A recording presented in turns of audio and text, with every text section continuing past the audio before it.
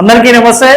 నేను సైదేవి మామిడి yes mic channel. So ఈరోజు నేను ఒక ముఖ్యమైన ఇంటర్వ్యూ చేయడానికి వచ్చిన. ముఖ్యమైన ఇంటర్వ్యూ ఏంటంటే, జనరల్గా నా యొక్క ఛానల్లో మీ అందరికి తెలుసు, ఎమ్మెల్యేలని కానీ, స్టేట్ లీడర్ని కానీ, జిల్లా నాయకులను కానీ చాలామందిని ఇంటర్వ్యూ చేసిన. సో ఈ ఇంటర్వ్యూ ఒక ముఖ్యమైన ఇంటర్వ్యూ అని ఎందుకు అనుకున్నానంటే, తెలంగాణ రాష్ట్రంలో కాంగ్రెస్ పార్టీ అధికారంలో ఉంది. బట్ అయినప్పుడు కూడా తెలంగాణలో చాలా గ్రామాలలో మొన్న జరిగిన గ్రామస్థాయి ఎన్నికల్లో బీఆర్ఎస్ పార్టీకి సంబంధించి చాలామంది సర్పంచ్ గెలవడం జరిగింది.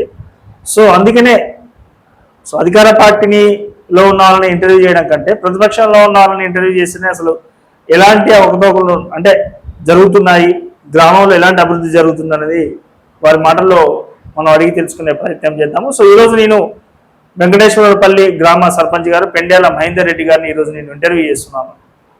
అన్న నమస్తే. నమస్కారం సార్. అన్న బాగున్నారా? బాగున్నా అన్న. సో ఫస్ట్ ఆఫ్ ఆల్ మీకు నేను ఇందాక మీ గురించి విన్నప్పుడు నేను కారులో నాకు ఒక విషయం తట్టిందన్న. రాష్ట్రంలో అధికారం కాంగ్రెస్ పార్టీ ఉంది. అవును. ఇక్కడ చూసుకుంటే మీరు బీఆర్ఎస్ పార్టీ తరఫున సర్పంచ్ అయ్యి కుర్చీలో కూర్చున్నారు.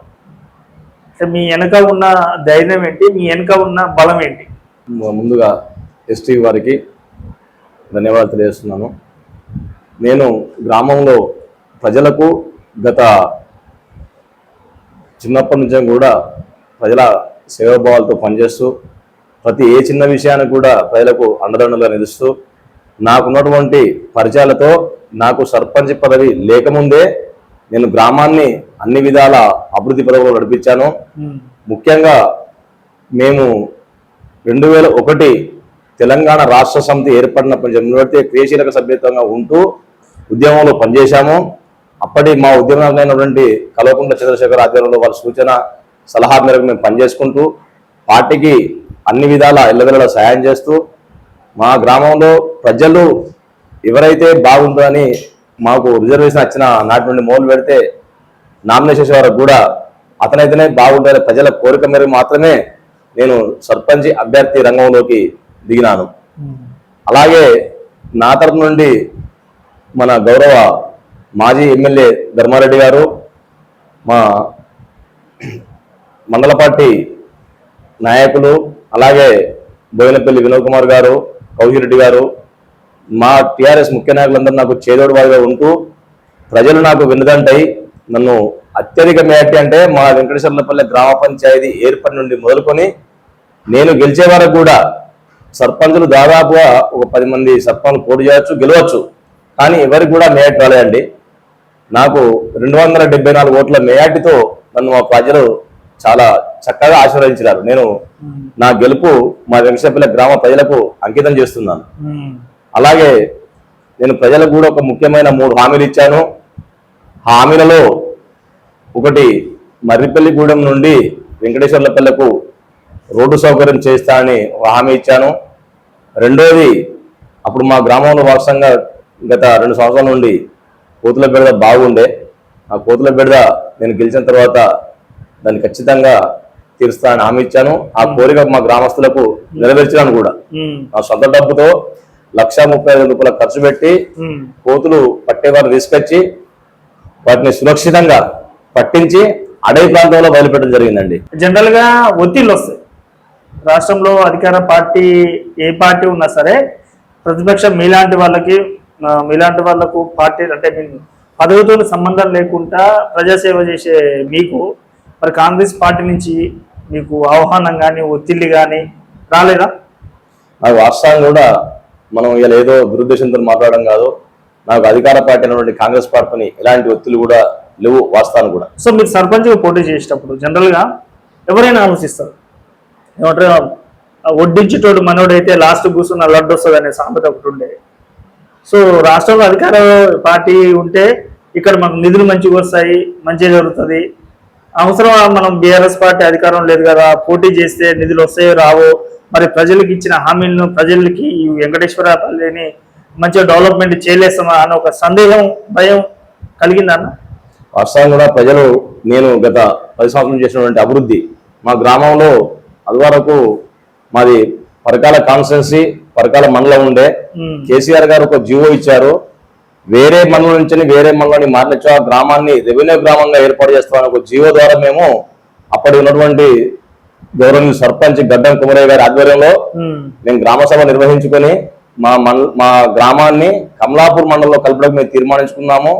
అదే విధంగా మాకు ప్రభుత్వము జీవో ద్వారా మేము కమలాపూర్ మండలంలో మెర్జ్ కావడం జరిగింది. కమలాపూర్ మండలంలో మెర్జ్ అయిన తర్వాత అప్పుడు ఉన్నటువంటి హుజురాబాద్ ఎమ్మెల్యే గారు గవర్నమెంట్ పెద్దలు ఈటల రాజేందర్ గారు అప్పుడు టిఆర్ఎస్ గవర్నమెంట్ లో మంత్రి ఉండే కనుక మా పరకాల కాన్స్టిట్యూన్సీ ఎమ్మెల్యే గారి సహకారంతో ఈటల రాజేందర్ గారి ఆర్థిక శాఖ మంత్రి గారి ఆధ్వర్యంలో మా గ్రామాన్ని వాస్తవంగా ఎక్కడ కూడా తెలంగాణ రాష్ట్రంలో ఎక్కడ కూడా ఒక ఊరుకు సబ్స్టేషన్ లేదండి. మా గ్రామంలో మేము సబ్స్టేషన్ నిర్మించుకున్నాం ఒకటే ఊరుకు. అలాగే మా గ్రామంలో రైతులు చాలా వ్యవసాయదారులు మాత్రమే. రైతులకు ఎలాంటి ఇబ్బంది లేకుండా కూడా ఒక 7,40,00,000తో ఒక చెక్ డ్యాము 17 కోట్ల చిల్లరతోని ఒక లిఫ్ట్ ఇరిగేషన్ అండి. ఆ పనులు చేయడం వల్ల ప్రజలు అరే వీళ్ళు పర్లేదనే ఉద్దేశం మీదే మాకు ఎల్లవేళ సహాయం చేస్తూ నేను ఒక్కనే కాకుండా నా తరఫున చూసిన ప్రతి ఒక్క వార్డు మెంబర్ను కూడా గెలిపేయడం జరిగింది. ఇప్పుడు గ్రామ పంచాయతీలో దాదాపు మా ఉప సర్పంచ్ మా వార్డు మెంబర్సే ఉన్నామండి. మేము వాస్తవంగా బ్రహ్మరథం మాకు పట్టారు వాళ్ళు. మేము వాళ్ళకి ఇచ్చినటువంటి మాటలు కూడా ఎప్పటికి కూడా మేము ఎల్లవేళ వాళ్ళకు తప్పమని చెప్పి తెలియజేస్తున్నాం. అన్న ఇప్పుడు మీరు చూసుకున్నట్లయితే ఇప్పుడు బీఆర్ఎస్ పార్టీ తరఫున సర్పంచ్ కూర్చోరు కదన్న, గ్రామ సభల్లో కానీ అభివృద్ధి విషయంలో కానీ మీ ఊర్లో ఉన్న కాంగ్రెస్ పార్టీకి సంబంధించిన కౌన్సిల్ నుంచి మీకు ఎలాంటి సపోర్ట్ లభిస్తుందన్న? పార్టీ అన్న కాడ వాస్తవంగా కాంగ్రెస్ పార్టీ నుండి కానీ బీజేపీ పార్టీ నుండి కానీ నాకు వాళ్ళ నుంచి కూడా మంచిగానే సహాయాలు అందుతున్నాయి. కొంతమంది ఉంటారండి, ఒక ఓన్లీ కాంగ్రెస్ లో కొంతమంది మాత్రమే ఉన్నారు. వాళ్ళకు ఊళ్ళో ఏం చేయాలి ఏం కథ తెలియదు. వాస్తవం కూడా వాళ్ళకు ఆ తెలియని వ్యక్తులు ఏదో ఒకటి వాగుతాంటారు. వాళ్ళని ఏం చేయాలంటే మనం వదిలిపెట్టే నా యొక్క పాలసీ అండి. వాళ్ళు ఏమో చేస్తారని మనం చేస్తే వాళ్ళు రేపు పొద్దున విర్రవేగుతారు. ఇంకా అలాంటి వాళ్ళని నేను పట్టించుకోనండి. నాకు 100% మాత్రం బీజేపీ పార్టీ సపోర్ట్ గా ఉన్నాయండి నాకు ఈ గ్రామంలో. ఓకే, సో మీరు ఇక్కడ గ్రామ సర్పంచ్గా పదవి బాధ్యతలు చేపట్టిన కాంచని మీ యొక్క వెంకటేశ్వరపల్లిలో ఏమేమి సమస్యలు మీద ఫస్ట్ ఎలాంటి సమస్యలు మీద ఫోకస్ పెట్టారు, ఎలాంటి అభివృద్ధి కార్యక్రమాలు చేపట్టారు ఈ షార్ట్ టర్మ్ లో? వాస్తవంగా ముఖ్యమైన మాకైతే నేను ప్రజలకు ఇచ్చిన హామీ ఒకటి కోతుల్లో పట్టుకోవడం జరిగింది. అది నా సొంత హామీ, గ్రామ పంచాయతీ నిధులు కాదు లేకపోతే ప్రభుత్వ నిధులు కాదండి. అవి నా సొంత హామీ ఇచ్చాను కాబట్టి ఆ సొంత హామీ నెరవేర్చాను.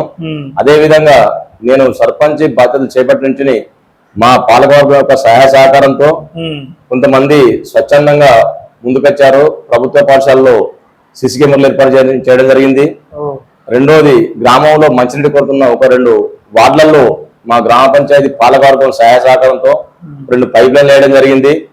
ఎందుకంటే మాకు వచ్చే నిధులు అరకొర నిధులు మాత్రమే, అధికార పార్టీ కాదండి. మాకు వచ్చే గ్రామ పంచాయతీ ఫండ్ అది కూడా ఎవరు కేంద్ర ప్రభుత్వం ఇచ్చే నిధులు మాత్రమే. ఆ నిధుల నుండే మేము గ్రామ పంచాయతీ కార్మికుల ఉద్యోగాలు ఇవ్వాలి, కరెంటు బిల్లులు కట్టాలి, గ్రామ అభివృద్ధిని కొనసాగించాలి. మేము అదే విధంగా మాకు ఉన్నటువంటి నిధులతో కొంచెం పనులు మాత్రం చేసుకుని పోతున్నాము.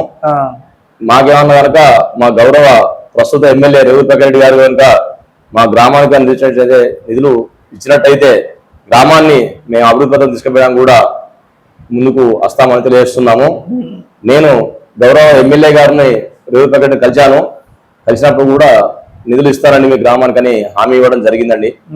వారికి కూడా నేను ఈ ఛానల్ ద్వారా ధన్యవాదాలు తెలియజేస్తున్నాను. మాకు మేజర్ సమస్య, మా గ్రామానికి అత్యంత ప్రధాన సమస్య ఏంటి అంటే తెలంగాణలో ఇంత అధ్వాన రోడ్లు ఎక్కడ ఉన్నాయండి. మాకు ఓన్లీ మా గ్రామ పరిధి వరకు ఉన్నాయండి. Narlapur bridge to Venkateswarlapalli bus stand వరకు, అలాగే వెంకటేశ్వర్లపల్లి బస్టాండ్ నుండి మర్రిపల్లిగూడెం బస్టాండ్ వరకు అండి.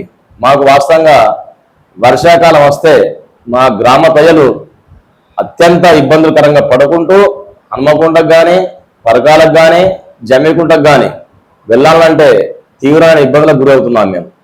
దయచేసి నేను నాయకులు ఒకటే విజ్ఞప్తి చేస్తున్నాను, దయచేసి మా గ్రామ ప్రజలకు ఉన్నటువంటి అభిమానం ప్రేమతో 1-2 రోడ్లు మంజూరు చేయించి మాకు ఆ రోడ్డు సౌకర్యం కలిగించాల్సిందే మేము కోరుచున్నామండి.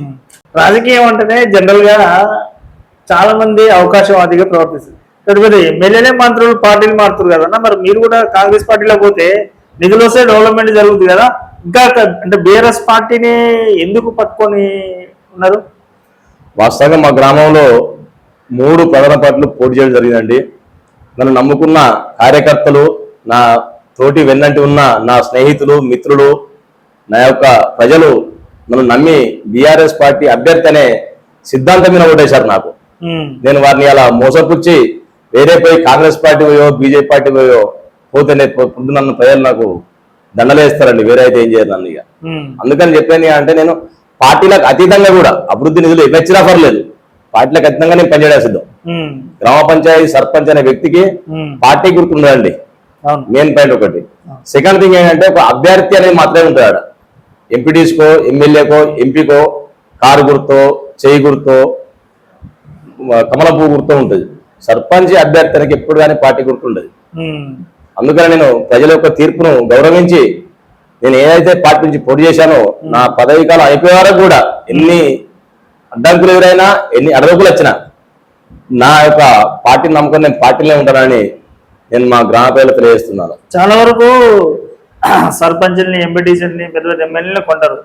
మీకు కూడా మంచిగా ఒక 10-20 లక్షలు వస్తాయి కదా పార్టీ మారితే, మంచిగా లైఫ్ సెట్ అవుతుంది కదా మీకు. నేను సంపాదించదలుచుకుంటే నాకు డబ్బు ముఖ్యం అనుకుంటే నేను ఈ రోజు రాయకల్ ఉండపోను, అందులో మెయిన్ గా వెంకటేశ్వర్లపల్లి గ్రామంలో ఉండపోను. నేను నాకున్నటువంటి మా తాతనో మా బాపు భూస్వాములు వెనకటి నుంచాం కూడా, అలాంటి వాళ్ళమే మేము ఎవరికి కూడా తలబాసిన పరిస్థితి మాకు లేదండి. ఇంకొకటి నాకు కూడా ఉన్నటువంటి ఇబ్బంది కూడా ఇప్పుడు ఏం లేవండి. ఎందుకంటే నాకు ఒక బిడ్డ, ఒక కొడుకు, నా బిడ్డ నా కొడుకు విల్ సెటిల్, వాళ్ళతో నాకు ఎలాంటి ఇబ్బందులు లేవు. నేను ఇప్పుడున్నటువంటి 5 ఏళ్ళు ప్రజల సేవ చేయడం నా బాధ్యత. నాకు డబ్బు రూపేణ ఎలాంటి ఆపేక్ష లేదండి. నాకు డబ్బు అనేది ఎవరికి చేదు కాదు కదా. మంచిగా అధికార పార్టీ గట్టిగా మాట్లాడు. ఎంత మీ ఊరు ఓటింగ్? 1369. 1300, అప్రాక్సిమేట్లీ 30 నుంచి 35 లక్షలు ప్రయాణం వస్తుంది. సో మంచిగా పోయినట్టయితే మీరు ఈజీగా ఈ 5 సంవత్సరాలలో ఒక 2-3 కోట్లు వెనకేసుకోవచ్చు కదా కాంగ్రెస్ పార్టీలో పోతే. నేను అందుకే మీరు చెప్పానండి, ఫస్ట్ డబ్బు సంపాదించాలనుకుంటే నేను వెంకటేశ్వర గ్రామంలో ఉండే వ్యక్తిని కాదు. నేను చిన్నప్పటి నుంచి కూడా నా ఒక గుణగణాలు తెలిసే ఈ రోజులో నాకు ప్రజలు ఇంత బ్రహ్మమైనటువంటి వ్రతం పట్టారు నాకు. నేను అదే డబ్బు వ్యక్తిని అయితే నన్ను కూడా ఓడించే వ్యక్తులు ఉన్నారు ఊళ్ళే. అలాంటి వ్యక్తిని కాదు అనే ఉద్దేశం మీదే మా ప్రజలు నాకు బ్రహ్మరథం పట్టారండి. అన్న ఒకటి నాకు గట్టి సమాధానం కావాలి మీకు. ఎందుకు మీరు బీఆర్ఎస్ పార్టీని నమ్ముకొని ఉన్నారు? అసలు బీఆర్ఎస్ పార్టీ మీకేం చేసింది? ఎందుకు బీఆర్ఎస్ పార్టీ మీద మీకు ఇంత ప్రేమ, ఇంత గౌరవం? అంటే వాస్తవం కూడా నేను నా రాజకీయ అరగంట మాత్రం అయితే తెలుగుదేశం పార్టీ అన్నది. తెలుగుదేశం పార్టీ 2001లో కేసీఆర్ గారు తెలంగాణ రాష్ట్రంతో ఎప్పుడైతే రైతు నాయకుల గుర్తం స్థాపించాడో అప్పుడే మేము పార్టీ పోయినామండి. అప్పటి నుంచి ఇప్పటి వరకు కూడా మా గ్రామంలో కేసీల కార్యకర్తలు పనిచేసుకుంటూ ప్రజలకు వెన్నంటుండి అన్ని రకాలుగా చేశాం మేము వాళ్ళకు. అందుకని నేను ఒక పార్టీ నుండి ఒక పార్టీ పోతే రేపు జనం మమ్మల్ని చివరి పెట్టా సిద్ధంగా ఉంటారండి. దానిలో పోయి చేసేదేం లేదు, దీని నుండి మనం సంపాదించేదేం లేదు. అందుకని ఒకటే సిద్ధాంతం మీద ఉండే మేము సిద్ధం అండి. కాకపోతే మా ఎమ్మెల్యే గారు కనుక ఏమన్నా అభివృద్ధి పనులు ఇచ్చేఉంటే మాత్రం మేము పార్టీలకు అయితే పనిచేయడానికి సిద్ధం అండి. గ్రామ ప్రజల మేలు కొరగా మేము చేసేది. మా సొంత లాభకుడు మాత్రం అయితే మేము ఇవ్వాలంటే అడుగులేం. మా గ్రామంలో రోడ్ల, డ్రైనేజా, లేకపోతే మన బీటీ రోడ్సా, లేకపోతే మహిళా సంఘం బిల్డింగా, లేకపోతే అంగన్వాడీ బిల్డింగ్సా, ఇవి అని చెప్పండి. సార్ పేరు వేస్తుంది కదా ఎమ్మెల్యే గారు. ఇప్పుడు ఎవరైతే ఉంటారో ప్రజెంట్ లో వాళ్ళ పేరు వేస్తుందండి, రూపాయి పేరు వేస్తుంది. మా గ్రామాన్ని ఎంత డెవలప్మెంట్ చేస్తే అంత పేరు వచ్చే రేపు పొద్దున కాంగ్రెస్ పార్టీ ఎమ్మెల్యే అభ్యర్థికి వస్తుంది, మాకైతే రాదు కదండి. రేపు ఇచ్చే ఫండ్స్ కూడా మేము ఏం చెప్తాం, ఎమ్మెల్యే గారు ఇచ్చారని చెప్తాం. అలాంటి ఎమ్మెల్యే రూపాయి ఇచ్చారని ఇస్తేనే మన గ్రామం ఇంత డెవలప్మెంట్ అదని మేము చెప్తాం. వాస్తవంగా చెప్పాలంటే ఇప్పటి వరకు కూడా అంటే మన ప్రభుత్వం మీద వ్యతిరేకతనో లేకపోతే మనకున్నటువంటి అనుభవంతో చెప్పుకున్న విషయం ఏంటంటే 2 సంవత్సరాల 6 నెలల కింద కాంగ్రెస్ పార్టీ అధికారంలోకి వచ్చి మా గ్రామానికి ఇప్పటి వరకు కూడా ₹1 ఇవ్వలే అండి. ₹1 ఇవ్వలేదు మా గ్రామానికి. మరి ఎట్లా నెట్టకు వస్తున్నావు? మేము ఇంటికి వస్తామండి, మా గ్రామ పంచాయతీ ఫండ్తో నెట్టుకు వస్తాం మేము అంతే. మీరు నేను చెప్పిన మళ్ళీ కూడా కొంచెం మీరు విలేజ్ పోయాక ప్రజలు ఎంక్వైరీ చేయండి. ఓకే, మరి ఇబ్బంది అనిపించట్లేదా అన్న? ఇబ్బంది అవుతుంది, ఏం చేస్తాం. ఇప్పుడు మన ఎగ్జాంపుల్ తీసుకుంటే కేసీఆర్ గారు ఉన్నప్పుడు రైతు బంధు ఇచ్చేది, రైతు బీమా ఇచ్చేది. ఇప్పుడు ఇస్తానా అండి? రైతు బీమా లేదు, రైతు బంధు లేదు. ప్రజలకు అర్థమైపోయిందండి. ప్రజలకు అర్థమైపోయింది ఏ పార్టీకి ఓటు వేయాలి, ఎవరుంటే వేస్తారు అనేది ప్రజలకు అర్థమైపోయింది. అందుకే మమ్మల్ని కూడా గ్రామ పంచాయతీ ఎన్నికల్లో మా యొక్క పాలక వర్గాన్ని కూడా గెలిపించారండి. అందుకే సో అన్న మీరు బీఆర్ఎస్ పార్టీలో అతి పెద్ద లీడర్ని కలిసినంటే ఏ పెద్ద లీడర్ని కలిసి ఉంటారన్నా? కేటీఆర్, కేసీఆర్ గారు? నేను నా ఒక టీఆర్ఎస్ పార్టీ ఉన్నటువంటి అనుభవం ప్రకారం అయితే కేటీఆర్ గారు కలిశాను, బోయినపల్లి వినోద్ సార్ కలిశాను, హరీష్ రావు గారు కలిశాను. బాగా ఉంది result. Receiving Etela Rajender sir, Boinapally Vinod sir plus Harish Rao గారి మా ధర్మారెడ్డి గారు కూడా రిసీవింగ్ బాగున్నది. పోచంపల్లి శ్రీనివాసరెడ్డి గారు కలిశారు. నేను నా యొక్క ముఖ్యమైనటువంటి ప్రోగ్రాం ముందు అంటే పోచంపల్లి ఫౌండేషన్ అనే ద్వారా మా గ్రామంలో మహిళలకు శిక్షణ కేంద్రం పెట్టించారండి ఇక్కడ. దాంతో కూడా మహిళలు కూడా కొంచెం నాకు విన్నంటున్నారు. సో మీరు వెంకటేశ్వరపల్లికి మీరు గ్రామ సర్పంచ్గా ఉన్నంత వరకు నా ఊరికి ఇది చేయాలి, నా డ్రీము, నా కళ, ఈ పని ఒకటి చేసి పెట్టాలి అంటే ఏముందన్న నీ కళ ఏంటి? నీ ఊరికి ఏం చేయాలనుకుంటున్నావు? వాస్తవంగా మాకున్నటువంటి మేజర్ అయిన ఇబ్బందులు అంటే బస్సు సౌకర్యం కొరకు మా ప్రజల రవాణా కొరకు మాత్రం 2 రోడ్లు అధ్వానంగా ఉన్నాయండి. ఆ 2 రోడ్లు నేను సర్పంచ్ గా నా గ్రామ పంచాయతీ చేసే పని మాత్రం కాదండి. అది ప్రభుత్వం కనుక నిధులు ఇస్తే అది ఖచ్చితంగా నేను వాళ్ళకు అన్నుదండి ఆ హామీలు నెరవేర్చడానికి సిద్ధంగా ఉంటాను. ఇంకొకటి ఏంటి అంటే మా గ్రామంలో ఇప్పటి వరకు కూడా ఎలాంటి సైడ్ డ్రెస్ లేవండి.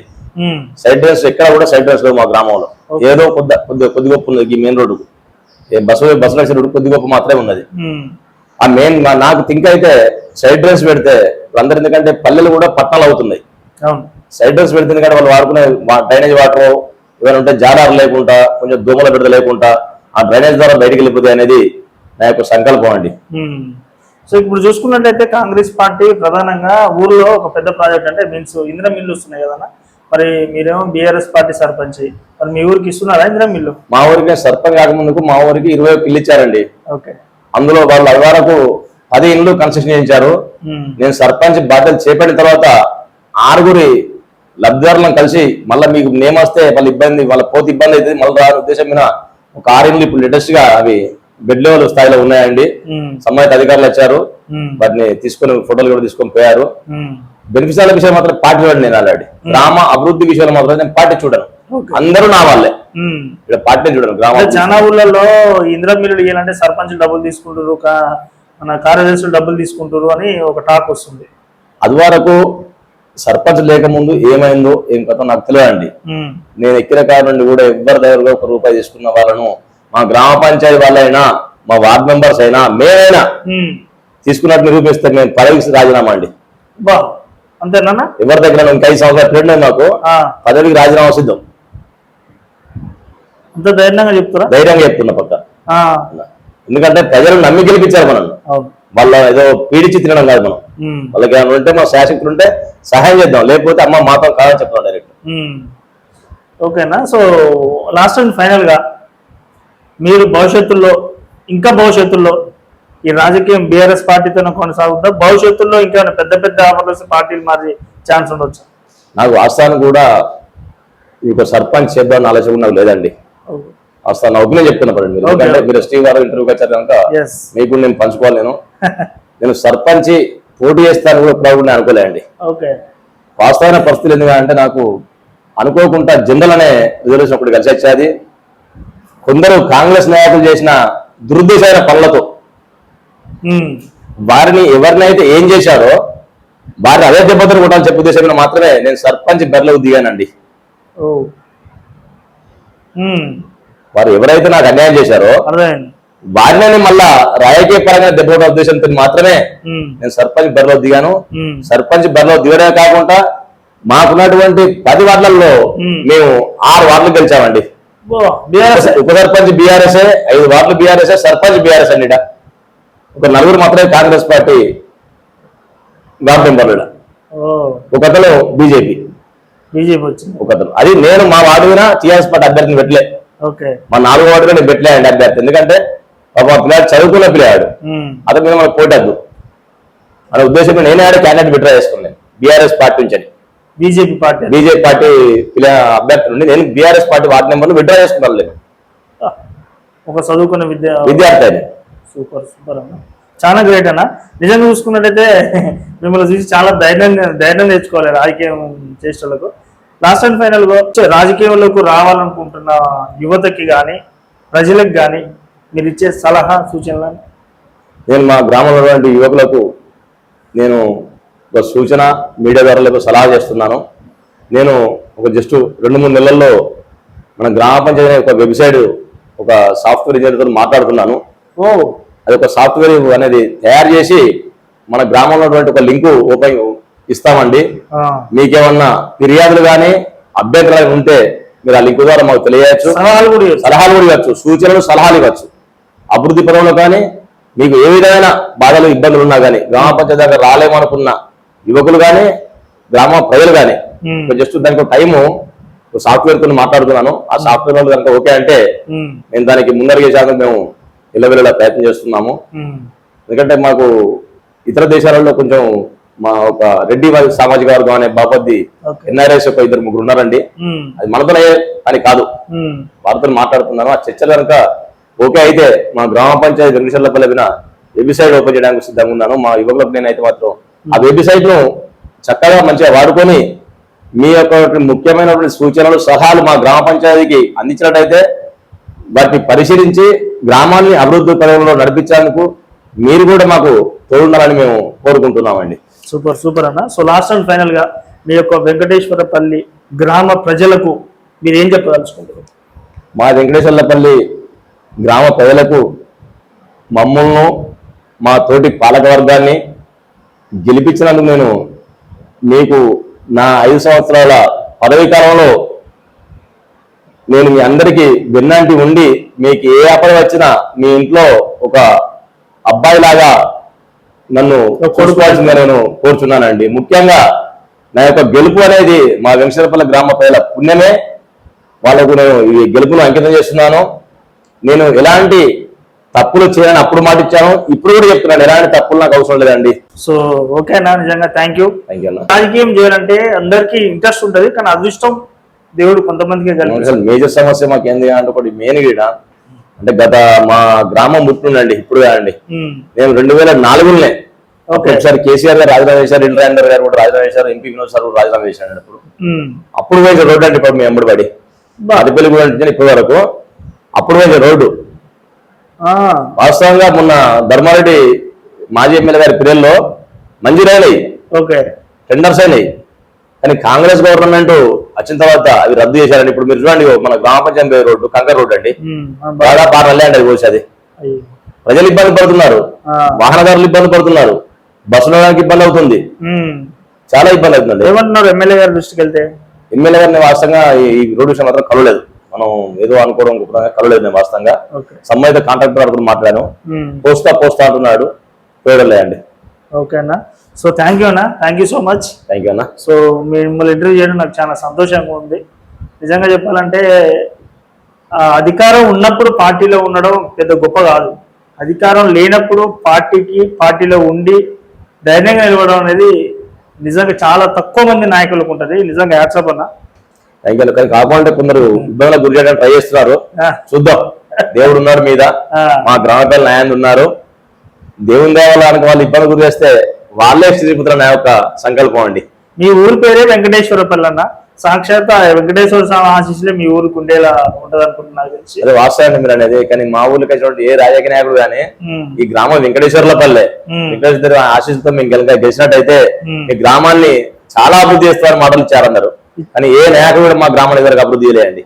ఓకే, సో మీ ఆధ్వర్యంలో జరగాలని కోరుకుంటున్నాను. సో మీరు కూడా ముందు భవిష్యత్తులో మంచి అత్యున్నత స్థాయికి వెళ్ళాలి, ప్రజలకు ఇంకా దగ్గర మంచి సేవలు అందించాలని మనస్ఫూర్తిగా కోరుకుంటున్నాను. థ్యాంక్ యూ అన్న.